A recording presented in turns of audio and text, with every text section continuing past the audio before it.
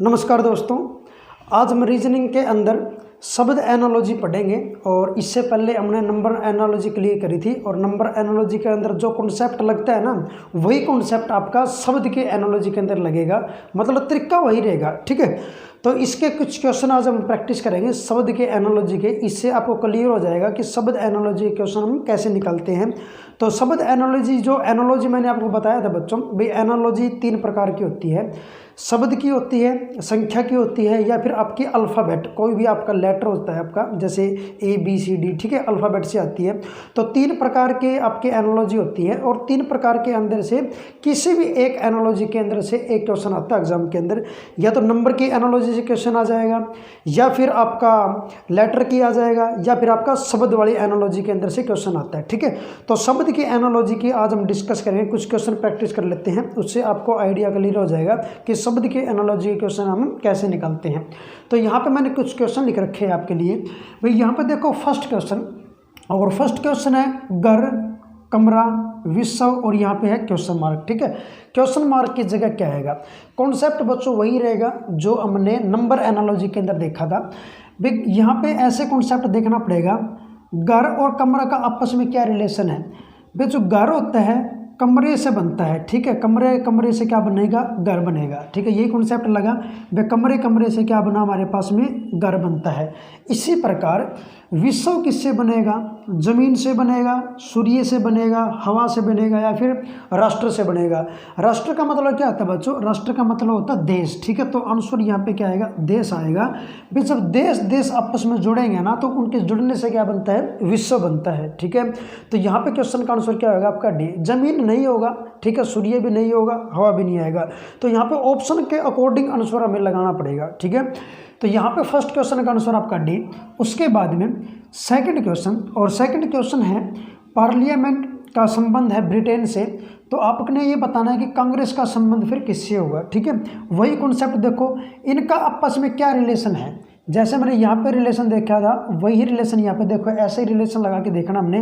Parliament का Britain से क्या संबंध है?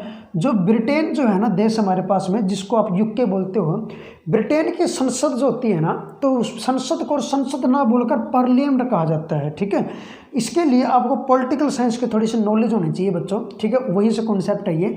तो ब्रिटेन की संसद को संसद ना कहकर पार्लियामेंट कहते हैं। इसी प्रकार यहाँ पे ऐसा कौन सा देश आएगा जिसकी संसद को हम कांग्रेस बोलते हैं? ठीक है, तो यहाँ पे अगर आप ऑप्शन देखोगे ना बच्चों, भारत तो आएगा नहीं। भारत क्यों नहीं आएगा? क्योंकि भारत की जो संसद है ना, उसको संसद ही कहते हैं हम। ठीक है, जो न्यू दिल्ली के अंदर स्थित है आपकी।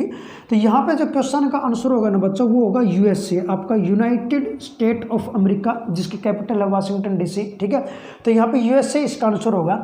USA की जो पार्लियामेंट है, जो उसकी संसद है, उसकी संसद को संसद ना बोलकर हम कांग्रेस बोलते हैं बच्चों। ठीक है, और कांग्रेस के वही 2 सदन होते हैं, जैसे भारत के अंदर जैसे आपके संसद के 2 सदन लोकसभा और राज्यसभा है, वहाँ पे कांग्रेस के 2 सदन होते हैं, आपके house of representative and senate. ठीक है, 2 सदन होते हैं यहाँ पे, ऐसे सेम प्रोसीजर है। ठीक है, तो यहाँ पे हमारे पास में क्वेश्चन का जो आंसर होगा ना, वो क्या होगा? USA होगा। तो यहाँ पे आपको पॉलिटिकल साइंस की नॉलेज होनी चाहिए थी बच्चों। ठीक है, तो ये जो शब्द एनालॉजी है ना, जो हम क्वेश्चन करेंगे, इसमें आपको हो सकता है पॉलिटिकल साइंस की नॉलेज भी हो सकता है आपको कहीं पे साइंस की नॉलेज भी होनी चाहिए। अब देखो इस क्वेश्चन के अंदर साइंस की नॉलेज होनी चाहिए आपको। ठीक है, यहाँ पे फिर आपके ज्योग्राफी की नॉलेज होनी चाहिए। ठीक है, यहाँ पे इस राज्य के लिए, इसके लिए पॉलिटिकल की नॉलेज होनी चाहिए। तो आपको ये थोड़ी बेसिक नॉलेज है, तो आपको बेसिक नॉलेज, जनरल नॉलेज बहुत जरूरी है बच्चों शब्द की एनालॉजी को सॉल्व करने के लिए। ठीक है, आगे क्वेश्चन देखते हैं। Question number 3। क्वेश्चन नंबर 3 है विषाणु और चेचक क्या रिलेशन बनेगा? जो विषाणु होता है, जिसको इंग्लिश में बोलते हैं वायरस, वायरस से होने वाली बीमारी है चेचक। ठीक है, इसी प्रकार जीवाणु से होने वाली बीमारी कौन सी होगी? फिर 4 ऑप्शन आगे दे रखे हैं। जीवाणु का मतलब होता है बच्चों बैक्टीरिया। ठीक है, तो बैक्टीरिया से काफ़ी बीमारी होती है। अब उनके अंदर से ऑप्शन के हिसाब से हमें देखना पड़ेगा। ऑप्शन क्या दे रखे हैं? जीवाणु से जो छोटी माता है आप बच्चों यहाँ पे, ठीक है, छोटी माता, तो छोटी माता आपकी जीवाणु बैक्टीरिया से नहीं होती। टाइफाइड होती है बच्चों, मलेरिया नहीं होती, निंद्रा रोग भी नहीं होता। आंसर आएगा बच्चों यहाँ पे क्या आपका बी टाइफाइड। ठीक है, तो इस प्रकार आपको थोड़ी सी बेसिक साइंस की नॉलेज होनी बहुत ही जरूरी है। ये चैप्टर रीजनिंग के अंदर जरूर आता है आपका शब्द एनालॉजी, बट इसके अंदर कॉन्सेप्ट जीएस का आपका जीके के कॉन्सेप्ट लगते हैं। ठीक है, आपको पूरी थोड़ा लगभग जीएस की बेसिक से नॉलेज होनी बहुत जरूरी है। आगे देखो क्वेश्चन नंबर 4 आपका, महाराष्ट्र का भारत के साथ में क्या रिलेशन है? जो महाराष्ट्र है ना वो भारत का एक राज्य है। ठीक है, इसी प्रकार टेक्सास फिर क्या है, किस देश का राज्य है? आंसर आएगा बच्चों यूएसए। अमेरिका के अंदर 50 राज्य हैं। ठीक है, और उन 50 राज्यों के अंदर से यूएसए का एक राज्य है टेक्सास। ठीक है, तो आपको क्लियर होना चाहिए। अब देखो ये चीज़ पॉलिटिकल या ज्योग्राफी के अंदर आप पढ़ते हो। ठीक है, जब आप विश्व की ज्योग्राफी या विश्व के पॉलिटिकल पढ़ते हो ना, वहाँ पे ये बताई जाती चीज़ें भाई यूएसए के अंदर 50 राज्य है, उसका टेक्सास राज्य है, वहाँ पे दोहरी नागरिकता है, डबल सिटीजनशिप है आपके। ठीक है, और ये कॉन्सेप्ट आपके जैसे जम्मू कश्मीर के अंदर दोहरी नागरिकता थी हमारे भारत के अंदर, इसी प्रकार काफ़ी चीज़ें आपकी मिलती जुलती है। तो यहाँ पे जो टेक्सास है ना ये आपका यूएसए का एक राज्य है। तो यहाँ पे क्वेश्चन का आंसर क्या होगा बच्चों? ए होगा। उसके बाद में क्वेश्चन नंबर 5, देश का और राष्ट्रपति क्या संबंध है? देश का जो सबसे बड़ा जो व्यक्ति होता है ना बच्चों वो राष्ट्रपति होता है संविधान के अकॉर्डिंग। ठीक है, नाम मात्र का। ठीक है, जो आर्टिकल नंबर 52 के अकॉर्डिंग जैसे नियुक्ति होती है आपके राष्ट्रपति की। ठीक है, तो देश का जो सबसे बड़ा व्यक्ति है राष्ट्रपति है। इस प्रकार राज्य का सबसे बड़ा व्यक्ति कौन होगा? आंसर आता है बच्चों राज्यपाल। ठीक है, सभी को पता है गवर्नर।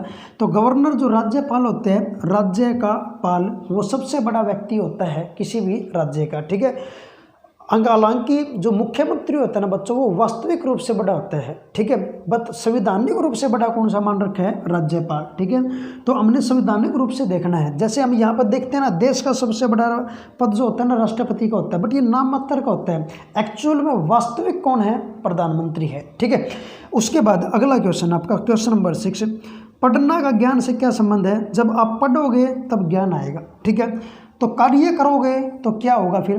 प्रयोग। नौकरी नहीं होगा, क्योंकि नौकरी तो पहले ही मिल चुकी है, तभी कार्य करोगे। ठीक है, आंसर क्या बनेगा बच्चों? अनुभव। आपको एक्सपीरियंस होगा। ठीक है, जब आप कार्य करोगे तब आपको क्या होगा? एक्सपीरियंस होगा बच्चों। ठीक है, उसके बाद में अगला क्वेश्चन, पुस्तक का प्रकाशक के साथ में क्या रिलेशन? देखो कोई भी पुस्तक जो होती है ना, जब हम पुस्तक बनाते हैं तो पुस्तक बनाने के बाद में उसको पब्लिश किया जाता है, और जो पब्लिश करता है ना उसको हम क्या बोलते हैं? प्रकाशक बोलते हैं, पब्लिश करने वाला। ठीक है, इसी प्रकार जो फिल्म होती है, जो फिल्म बनती है, तो फिल्म को भी फिर पब्लिश करते हैं, और पब्लिश कौन करता है? उसको करता है निर्देशक, मीन्स डायरेक्टर। ठीक है, आपका निर्देशक। तो यहाँ पे आंसर जो बनेगा बच्चों वो क्या बनेगा? आपका बी ऑप्शन बनेगा। ठीक है, तो जितने भी क्वेश्चन मैंने यहाँ पे लिखे हैं ये आपके आई हुई क्वेश्चन है हरियाणा के अंदर, एसएससी के अंदर और रेलवे के अंदर। ठीक है, इन क्वेश्चन से मैं आपको सिर्फ इतना बताना चाह रहा हूँ, जो शब्द जो एनालॉजी होती है उसका कॉन्सेप्ट क्या होता है, उसके अंदर क्या चीज़ कैसे देखते हैं हम। ठीक है, तो इनका आपस में रिलेशन देखा जाता है, और उसी रिलेशन से फिर हम आगे क्वेश्चन का क्या निकालेंगे? आंसर निकालेंगे। ठीक है बच्चों, तो आई होप आपको ये चीज़ क्लियर होगी। ठीक है, थैंक यू।